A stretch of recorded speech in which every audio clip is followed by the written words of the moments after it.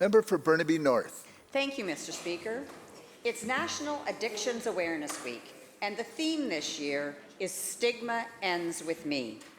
It's estimated that 1 in 10 Canadians experience the challenge of substance abuse, and more than half of them are too shamed to ask for help. Stigma is insidious. It creates a trap of isolation. Our government is leading the way to reduce stigma and to encourage more open, honest conversations about addiction.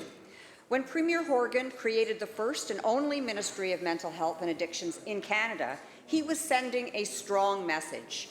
Mental health and addictions are challenges, not weaknesses. They are health conditions, not moral failures. The Minister of Mental Health and Addictions is bringing addiction and mental health out of the shadows and into the light by spearheading cross-government and cross-sector actions to address the fentanyl poisoning crisis, by filling the gaps in our mental health and addiction care, by embedding early intervention and prevention supports in our schools, by funding more Foundry Youth Centres, by expanding access to mental health counselling, because access to care should not depend on the size of your bank account.